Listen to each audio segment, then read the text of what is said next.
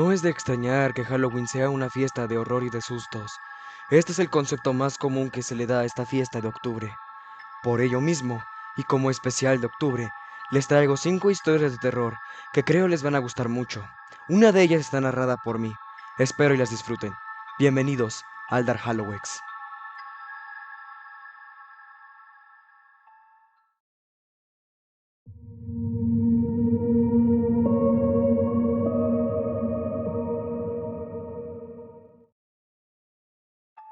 Cuando era niño, me encantaba un show que denominaré Show M. Se transmitía en 1972 por la cadena ABC. Es el típico programa infantil con botargas de animales y toda la cosa. Solía verlo junto a mi mejor amiga todos los días. Cosas de niños. Un día recuerdo que vimos un anuncio en una revista sobre el show. Era para formar parte del club de fans. Debías contestar un cuestionario con preguntas de los personajes y enviarlo con tu nombre y dirección al presidente del grupo. Una semana después recibiríamos otro sobre de vuelta, con insignias oficiales para formar parte de él. No eran más que pedazos de plástico, pero ya sabes, aún así no importa. Junto con ellas venía también un panfleto con poca información, que informaba sobre el tour del show M, así le decía yo. Los personajes visitarían nuestra ciudad en su autobús y se tomarían fotos con todos sus pequeños fanáticos. La perspectiva desde luego que nos emocionó. El evento sería el domingo siguiente de recibir el misterioso panfleto, a las 12 del día, de modo que convencimos a nuestros padres de asistir sin ningún esfuerzo. Recuerdo que aquella fue la semana más larga de mi vida. El domingo mi mejor amiga se presentó en casa. Me comentó que su madre podía llevarnos a ambos al lugar. Yo realmente quería ir, pero mis padres no me dieron el permiso. Esperamos a mi hermana que volvía de un campamento, para ir los 4 juntos. Por más que lloré y grité, no cambiaron de opinión, de modo que mi amiga se marchó con su madre y yo me quedé a contar los minutos. Llegamos al lugar casi una hora después. Yo estaba realmente molesto, pero aliviado de que al menos no iba a perderme de la diversión. Sin embargo, había algo que estaba mal. La multitud que guardaba en el sitio era casi enteramente de padres, y muchos se veían preocupados. No había rastro del autobús, del show por ninguna parte. La madre de mi amiga se acercó a nosotros. Nos contó que los chicos del programa les habían explicado que habían hecho un set especial a unos pocos kilómetros de distancia, y que querían llevar a los niños. Otro transporte no tardaría en llegar para transportar a sus padres. Mi amiga se había ido con ellos. Por supuesto, no todos dejaron que sus pequeños fueran solos con esos desconocidos, pero algunos sí, y es que, ¿cómo iban a desconfiar? El autobús tenía el logo oficial del programa, y los disfraces de sus personajes eran idénticos. Tras una hora sin noticias, la policía llegó al lugar. Al día siguiente, me sentaba a sintonizar el show M, como de costumbre. Grande fue mi sorpresa al ver cómo el personaje principal del show anunciaba el incidente ocurrido en mi ciudad. Reveló entonces que el programa no tenía ningún club oficial de fans, ni enviaban correspondencia a los niños. Tampoco habían hecho ningún tour, ni planeaban cosa semejante. Al día siguiente, se anunció en las noticias que la policía atrapó a una banda de pedófilos, y en el sótano se encontraron cadáveres de varios niños. Todos fueron llevados en un bus, pero no dijeron cuál exactamente. Nunca volví a ver a mi amiga. Hoy en día me pregunto dónde estará, y quiénes serían los que se la llevaron con los otros chicos. Pero lo que no esperaba es que meses después del extraño incidente, recibí otro correo semanal, y esto traía algo que me dejó helado. Había una tarjeta dorada que acreditaba a mi amiga como miembro élite, y encima había una cinta de video en cámara Super 8. En ella se encontraba mi amiga y un compañero más tomado de la mano a alguien disfrazado de conejo. Ella dijo: "Hola mamá, hola papá, soy muy feliz aquí. Es una pena que los chicos no estuvieran aquí".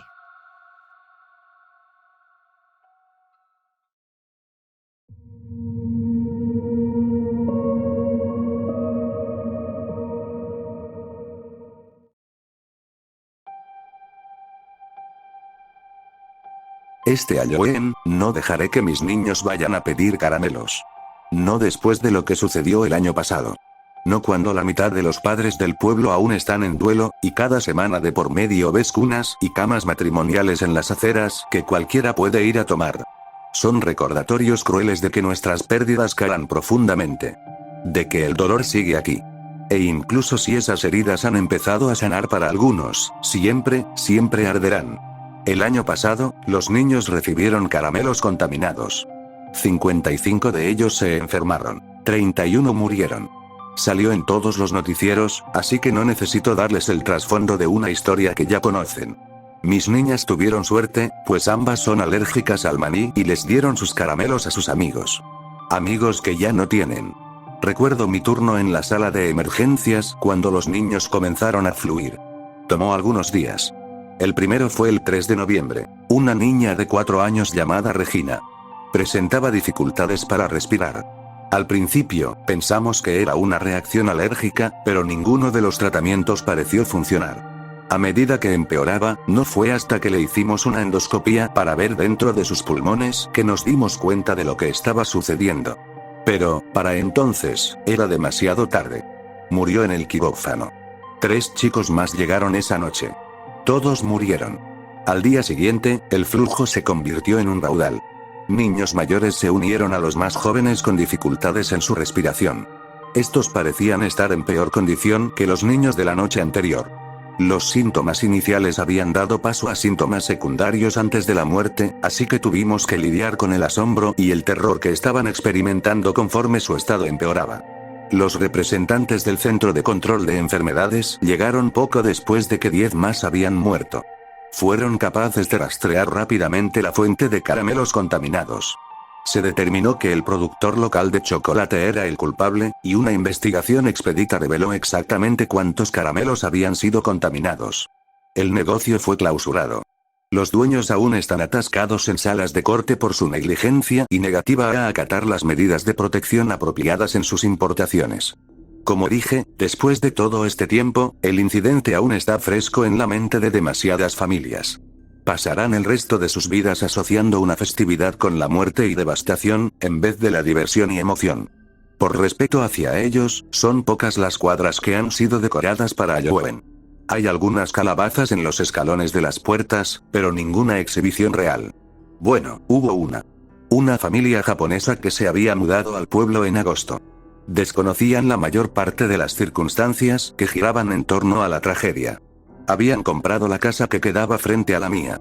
Estando emocionados por celebrar Halloween en Estados Unidos por primera vez, decoraron su jardín frontal con esqueletos, calabazas, monstruos y arañas.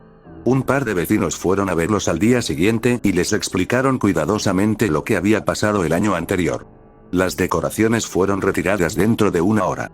No fue que alguien realmente estaba enojado porque las decoraciones estuvieran ahí. A la mayoría les parecía bien. Si solo hubiesen dejado 3 o 4 cosas, nadie se habría quejado. Vamos, las personas que tuvieron la suerte suficiente de no haber sido tocados por la tragedia incluso pudieron haber apreciado un poco del espíritu de Halloween. Pero para algunos, ver a esa cosa en específico simplemente era demasiado. Incluso en mi caso, que no perdí a nadie, me dio escalofríos cuando vi el montaje. Me hizo recordar a aquella noche del 3 de noviembre cuando llegó Regina. Recuerdo la sonda bajando por sus pulmones. Recuerdo cómo nos quedamos viendo a la pantalla con una combinación de terror y fascinación. No había sido un esqueleto o una calabaza o un monstruo lo que había matado a esos niños. Fueron las arañas. Los millones de arañas negras y diminutas cuyos huevos se encontraban en el polvo de cacao que decoraba los caramelos de chocolate y mantequilla de maní. Los niños que se habían asfixiado antes de que las arañas evacuaran sus pulmones fueron los suertudos. A quienes les tocó peor fue a los que estaban en la sala de espera o que llegaron en ambulancias, que tosían y escupían nubes de arañas a medida que morían. La familia japonesa se disculpó en abundancia mientras retiraban todas las decoraciones. Era obvio que estaban mortificados. Mientras los veía por mi ventana, noté que Ichi le gesticuló con la mano a su esposa, Ai, para que se acercara al jardín. Sus miradas se ampliaron y se llevaron una mano a sus bocas. No pude ver lo que estaban viendo, pero sabía lo que era. Desde el noviembre pasado, ha habido telarañas por todas partes. Son pequeñas, apenas del tamaño de una moneda, pero se reconoce al instante que provienen de la misma araña hondureña que fue importada accidentalmente por los dueños de la fábrica de chocolate. El pueblo está infestado con ellas. Trato de no acercarme demasiado a las esquinas y los aleros de mi casa porque sé que están aquí. Son inofensivas, pero no son más que otro recordatorio cruel. Uno de tantos. No he vuelto a tocar otro pedazo de chocolate. Me da pánico tener que usar la sonda cuando estoy trabajando en la sala de emergencias. Y casi cada noche sueño sobre cómo todo se vino abajo, solo para despertar, sobresaltado, con la sensación de arañas que se retuercen por mis pulmones y fosas nasales.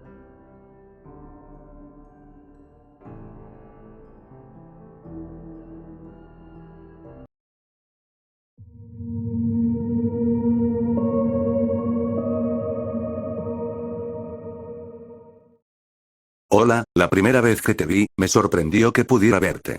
Tenías una tortuga pequeña en tus manos.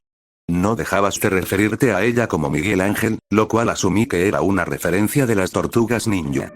Te echaste tu largo cabello castaño por detrás de tu espalda y te arrodillaste para colocar la tortuga en el suelo. Estabas emocionada por verla arrastrándose en la grama. Me recordó a mi gato y cómo solía jugar con él cuando tenía tu edad. Fui testigo de toda tu infancia desde mi pequeña ventana. Tu primer paseo en bicicleta. Tu primer día de escuela. Tu primera amiga real, Brenda. Tu primer día en la escuela secundaria y el uniforme adorable con el que vestías. Aquella vez que ganaste la feria científica y trajiste a casa un trofeo que tenía la forma de una célula. Fuiste una niña muy feliz. Te vi crecer. Vi los cambios de tu cuerpo. Te hiciste más alta, tu complexión se hizo más delgada, tu rostro más bello que nunca. Noté cuando los demás comenzaron a verte de forma distinta. Las miradas de las chicas celosas. Los ojos saltones de los muchachos. Todo esto sucedió delante de mí, y noté que yo también estaba cambiando. Envejecía. Me debilitaba. Me desilusionaba. Perdí mi voluntad para escapar de mi vida dolorosa.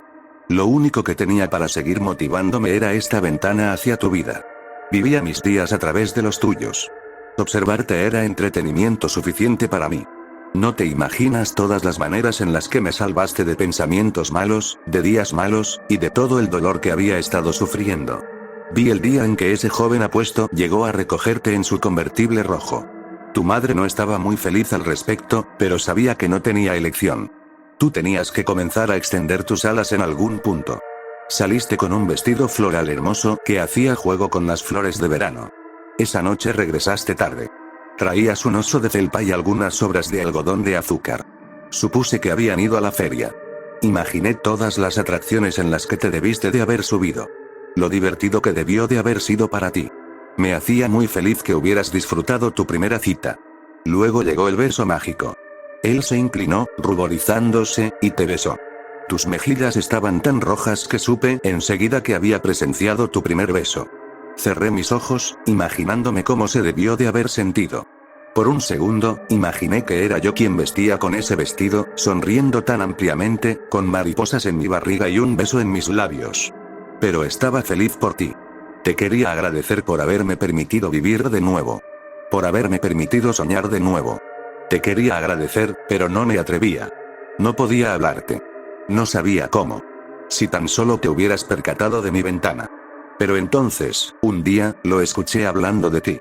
Al hombre con el que vivo. Te había notado. Lo escuché quejándose sobre cómo las chicas lindas como tú no debían enseñar sus piernas de esa forma. Desde el momento en que mencionó tus piernas, supe que se había terminado. Supe que te convertirías en su siguiente trofeo. Te tenía que alejar de él.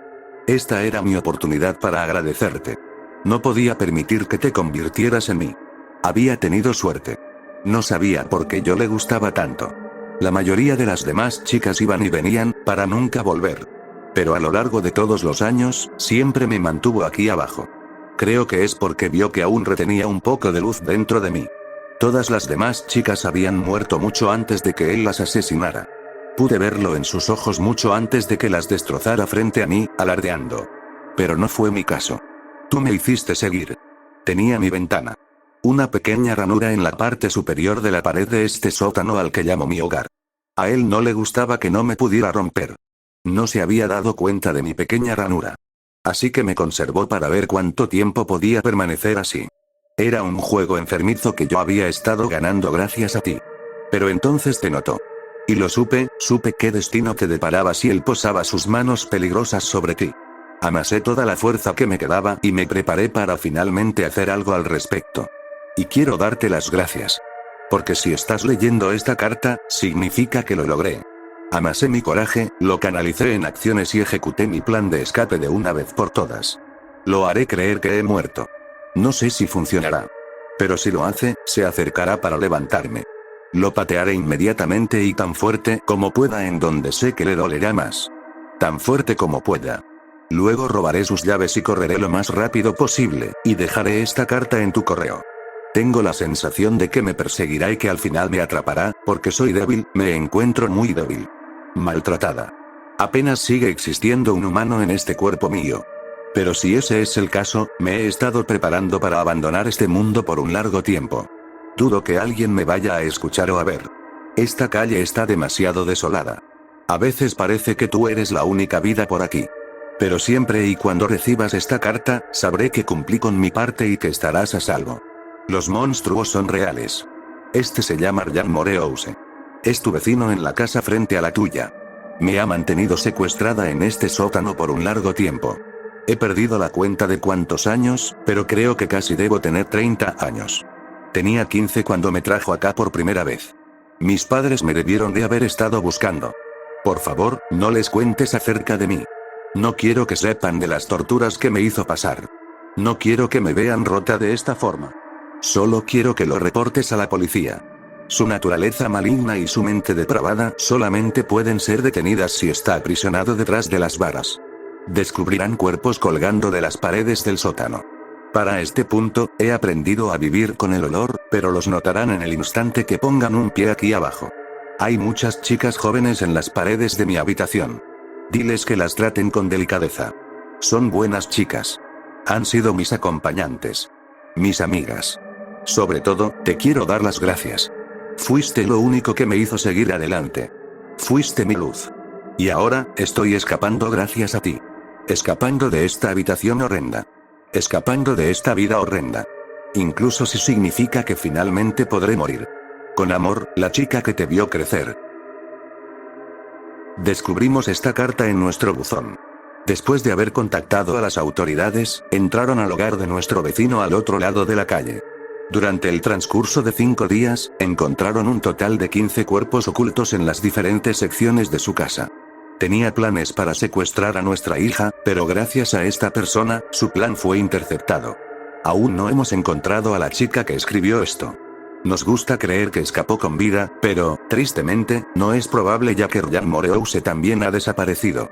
Ni siquiera sabemos su nombre, pero encontramos la pequeña ranura en la pared, desde donde vio crecer a mi hija.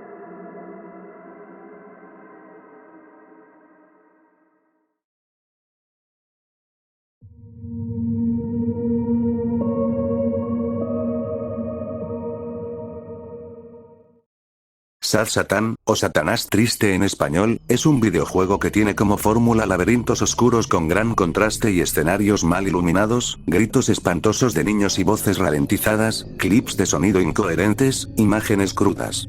He aquí un análisis de un videojuego del género que está cobrando auge en los últimos días, más que por el hecho de ser un simple juego de terror, por el trasfondo de su historia y lo que sugieren sus complejos enigmas. Solo se poseen noticias de su existencia gracias a un conocido youtuber que canceló su emisión tras un misterio relacionado con el juego que le ponía los pelos de punta. La de Huevo Internet Profunda es, según algunas fuentes, 500 veces más grande que la red superficial y tiene un 95% de la información públicamente accesible. Está vinculada con un sistema clandestino de asuntos morbosos e ilegales, información restringida por gobiernos y agencias, y en mayor cantidad datos inservibles que confinaron servidores intermediarios. Determinada extrínsecamente por resultar inaccesible a los motores de búsqueda convencionales y amparada en códigos con una red de enlaces, haciendo casi imposible entrar a la página deseada.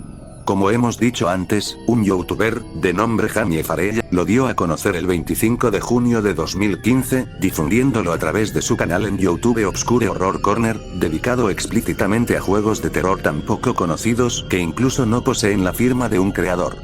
ZK era la firma con que el usuario subió el archivo a un sitio del protocolo Onion. Dato inherente al link del archivo, enviado por un suscriptor, quien decía no podía ejecutarlo en su PC, y pista abierta a recorrer los pasos del porqué del juego como finalidad.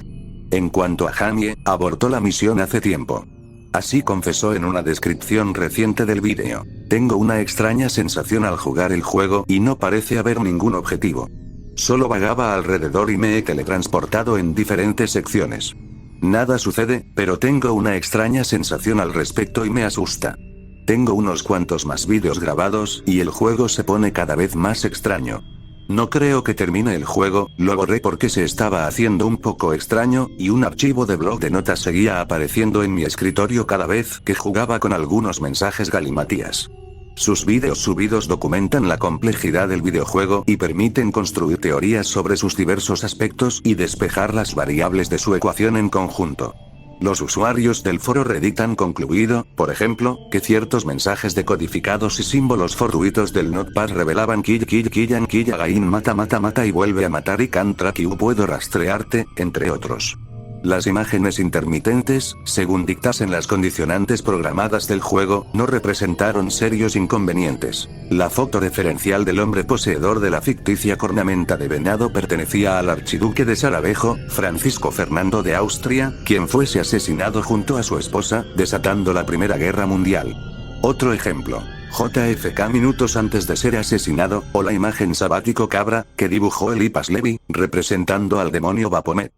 En cuanto al audio se han identificado fragmentos de canciones, Stairway to Heaven, de Led Zeppelin, el discurso de Hitler y el prolongado monólogo de Charles Manson. Si empezase a asesinar gente, no quedaría ni uno solo de ustedes, el que se puede oír al transitar por un tétrico pasillo con el texto en pantalla. El sufrimiento no termina. Refiriéndonos a la síntesis de imágenes y acústica, surge la posibilidad de que la manifestación gráfica de los niños responda al imaginario colectivo en torno a los cultos satánicos de los años 60 y las alusiones a la violencia y el abuso contra niños. Conspiraciones se asumen como presupuestos y la intriga domina a los usuarios. Pareciese que Satán dice más de lo que se cree. Por lo pronto, el link de descarga del juego está inutilizable, si bien para acceder a este se debía apelar al protocolo Onion, Tor. Este hecho cuestiona la veracidad de las especulaciones y rumores a nivel de Internet y foros especializados. ¿Por qué no podría tratarse simplemente de otra leyenda urbana o un rumor extendido a partir de un suceso ordinario y relevante?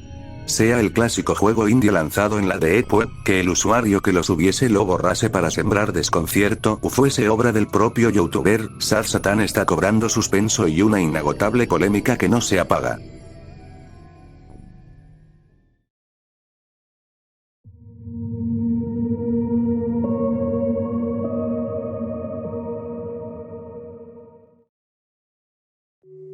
Las primeras etapas de la producción de la película Toy Story fueron una pesadilla completa.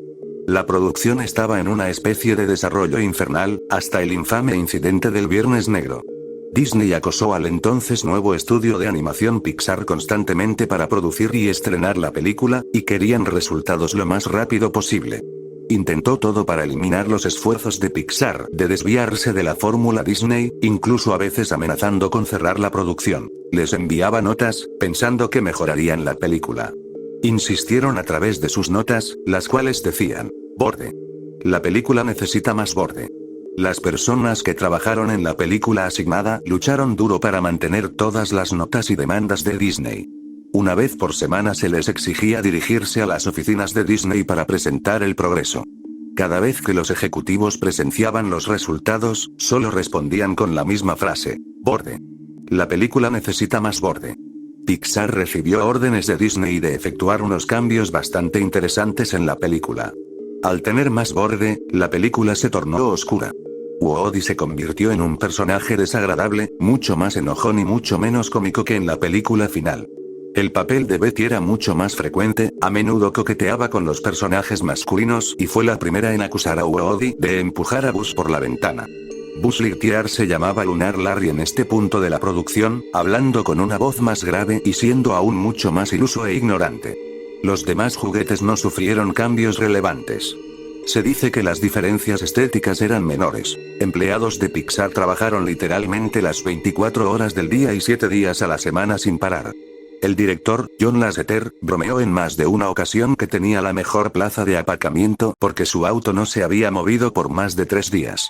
Algunos de los escritores y artistas de la película comenzaron a sufrir de insomnio crónico.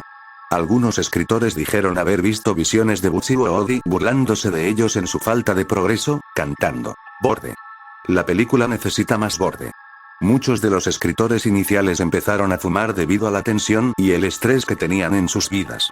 En noviembre de 1992, únicamente permanecían 2 de los 5 escritores y solo uno de los 3 artistas de storyboard. El artista de storyboard restante fue Ralph Thompson. Se unió al equipo de Pixar en el invierno de 1987, trabajando en cortometrajes como Tinto y Knick Knack. Él, en ese mismo tiempo, colaboró en el storyboard de El extraño mundo de Jack, junto al también artista Joe Ranft. Joe decayó por una enfermedad grave y no fue a trabajar durante una semana. Ralph trabajó constantemente con el temor de la corrección inevitable de Disney. Más borde, más borde. Cada presentación significaba otra cantidad de noches sin dormir, de reescritura y de volver a dibujar los mismos personajes en la misma habitación una y otra vez. Era enloquecedor. Una mañana, John Lasseter, Andrew Stanton y otras personas importantes de Pixar llegaron a la oficina y les contaron a todos lo que pasó en su última reunión. Disney sentía que las cosas no se veían muy bien para la película y exigió que, en menos de una semana, la película debía ser presentada completa, con storyboards con audio, y con revisiones masivas. Hubieron gemidos y quejidos por parte del equipo y volvieron al trabajo. Ralph trabajó más duro que todos los demás. A veces, a las 2 de la mañana, uno de los escritores entraba en la oficina de Ralph con un paquete de escenas recién escritas. Más para dibujar. Y más para dibujar significaba más trabajo de voz desde cero. Cuando una película está todavía en etapas de escritura / storyboard, los artistas le ponen voces temporales. Él decía que oía constantemente en su cabeza voces que le ordenaban: más. Más borde. Más. Más. Queremos resultados, gente. Más. Esto es un negocio. Más rápido. Más borde. Más borde. Muévanse. Ya. Pensó que cuando Disney le exigía una película con más borde, esta debía ser más oscura, más cínica. Se necesitaba más humor adulto y situaciones propias de adultos. Se necesitaba actitud. Claro. Ralph, maldito retrasado. ¿Cómo no pudiste darte cuenta de eso antes? Borde. Cientos de horas inclinado sobre un escritorio, y todo lo que necesitaba era borde. ¿Por qué no escuchaste antes? Una semana después, los Rails fueron trasladados de nuevo con el equipo principal a las oficinas centrales en Disney. Fue un 27 de noviembre del año 1992, Viernes Negro en Estados Unidos. La película fue llevada a la sala de proyección de Disney. El reel constaba de unos 48 y 12 minutos de duración. La película empezó. Andy jugaba a los disparos con Woody. Se dio a entender que se trataba de que la película ocurría en la mente de Andy. La película continuó con pequeños problemas aproximadamente los primeros 20 minutos más o menos, aunque varios gags no parecían adquirir el tono general de la película. Por ejemplo, durante una escena, el señor Cara de Papa se extrajo uno de sus ojos y lo pateó, situándolo debajo del vestido de Betty para mirar por debajo de él. Había varias escenas de Woody gritándole a los juguetes que ya no se preocuparan por Buzz, Larry, y que le prestaran atención a él, culminando en insultos y actos menores de violencia. La escena viene cuando Andy lleva solo un juguete a Pizza Planeta y Woody lanza a Buzz accidentalmente por la ventana. En esta versión era diferente. Woody le daba un apretón de manos a Buzz, Larry. Cuando Buzz, Larry, le da la mano como respuesta, él lo tira por la ventana. Se escucha un ruido rotundo. Los demás juguetes se sorprenden y se enojan con Woody por lo que acababa de hacer. Woody muestra poco remordimiento y le grita a Slinky para que los juguetes dejen de acosarlo. Después de mucho gritar, uno de los soldaditos de juguete aparece diciendo la palabra: maldita sea. Los juguetes toman entre todos a Woody y lo arrojan por la ventana también. Las voces de los juguetes festejando se escuchaban desde el interior de la casa. Él cae al suelo con un golpe bajo. La calidad de los storyboards se pierde. Woody se levanta y ve a Buzz, Larry. Su cuerpo se había roto con el impacto. Sus brazos y piernas fueron desgajados y se situaban a solo unos centímetros de distancia. Tenía una gran grieta en el medio de su pecho que revelaba un lío de botones y cables en el interior. Se escuchaba una especie de sonido eléctrico en su cabeza, la cual se movía como loca, sus ojos se veían como si estuvieran a punto de salirse de sus órbitas de plástico. El sonido eléctrico se detiene después de unos momentos. Woody se asusta de lo que le ha hecho a Buzz y sale corriendo. La escena se corta y avanza hasta la parte en la que los dos se quedan atascados en la máquina de la garra en Pizza Planeta. El arte del guión gráfico vuelve a su nivel normal de calidad. La máquina estaba llena de gafas de sol de pizza y no de los aliens de la película terminada. Buzz estaba completamente ileso e intacto. La escena es casi literalmente el final de la película. Sid, el antagonista, se acerca al juego y se pone a controlar la garra. Se veía diferente, en lugar de llevar una camiseta negra con una calavera estampada, vestía una camiseta de color amarillo y fumaba 3 cigarrillos a la vez. La agarra a presa a Woody y a Butch, y luego Sid se posesiona de ellos. La escena se corta nuevamente. Una vez más retorna al estilo empobrecido. La escena ocurre en el interior de la habitación de Sid. Woody mira alrededor con miedo, caminando de puntillas por la habitación, pero se desmaya después de ver uno de los juguetes mutantes de Sid. El reel ahora mostraba animación de prueba que no tenía nada que ver de los personajes corriendo. Butch, Larry, corriendo, Woody corriendo y luego los dos corriendo cerca de un minuto. Las imágenes se distorsionaban y aparecía un texto en español en la parte inferior de la pantalla que decía, parecía plastilina que cobraba vida. Ahora había una imagen de Woody de pie delante de un fondo negro y la pelota Pixar rodando en la distancia.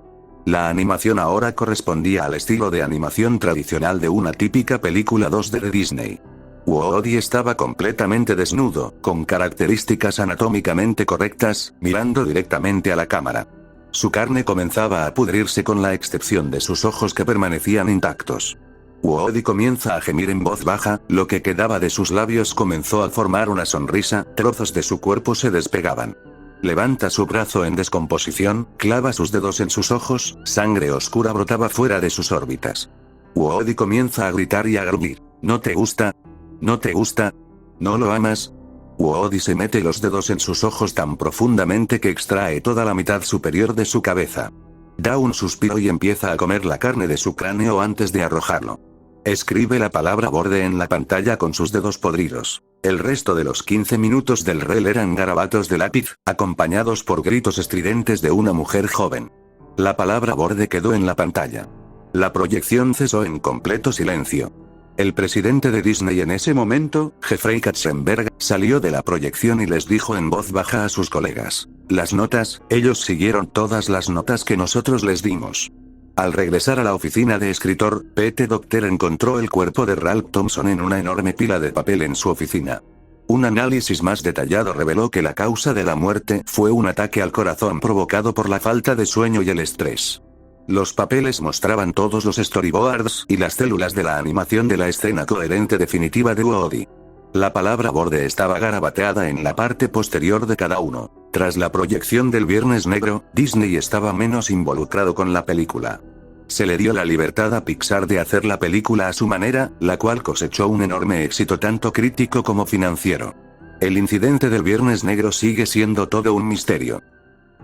Información adicional. Hay un bonus sobre el incidente en el Blu-ray de Toy Story, curiosamente no mencionan las escenas más notables. Puede ser encontrado en YouTube por cualquier persona curiosa que quiera ver la historia encalada. Disney produjo el documental corto para evitar discutir del incidente. Si te contactas con ellos para hablar al respecto, te mandarán a la página de Amazon Blu-ray, si es que obtienes una respuesta.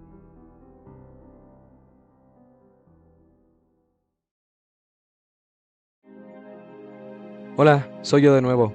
Solamente para darte las gracias por haberte quedado al final de este video. Yo sé que a veces puede ser bastante difícil quedarse porque es muy largo o cosas así, pero de verdad es que si te quedas, te lo agradezco muchísimo. Si te gusta mi contenido, suscríbete por favor. Ah, y pasen una muy buena noche, si es que la tienen.